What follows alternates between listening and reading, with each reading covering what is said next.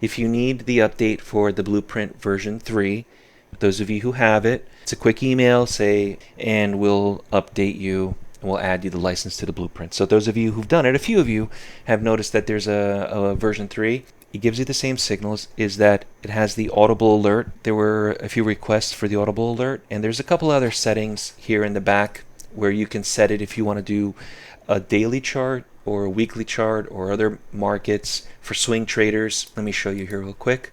These settings are used to be really built in to the software, but I've opened them up so you can actually use them in your own capacity, because not everybody's trading the minute or the 5-minute daily. So this allows you to trade in a swing trade environment.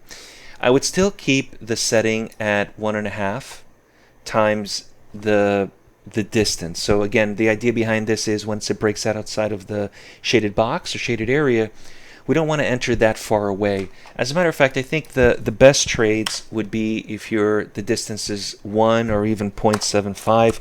You're going to have less signals, obviously, but you're really close to the box. So when it does break out, it's not breaking out 1.5 times or 2 times or 3 times from where you are. It's very close. It's only 3/4 the distance, which is 75% of this current shaded box. That's how that works. I'm going to keep it at 1.5. That's defaulted. Consecutive bars is the same idea. How many candles do I want to see close? 1 or 2 or 3. I like 2. If you're using a daily chart or an hourly chart for swing trading, I would say 1, because then it's too far away with these larger time frames. False breakouts, if you're using a 1 minute or smaller or 5-minute, you would want 2 candles or 3 candles, because you don't want to you want to minimize the false breakouts.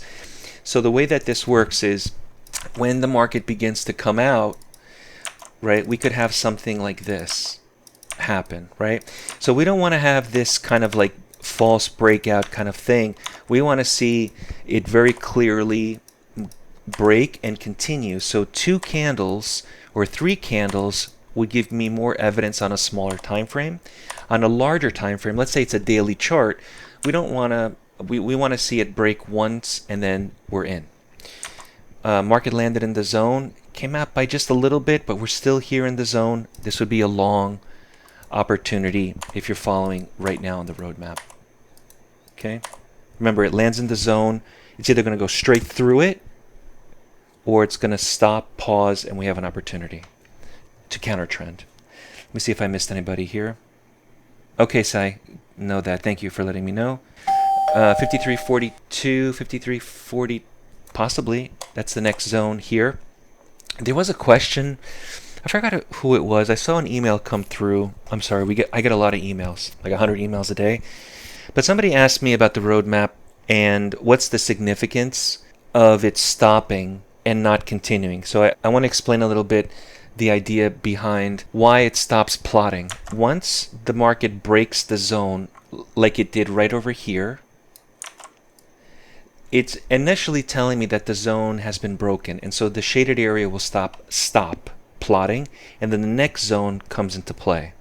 So just so you know, the reason why it does not continue or why we don't see it just extending forward into the future is because once it realizes that it's broken, it says it stops. Just like right now, we're leading down to the zone. And by the way, I think, let me just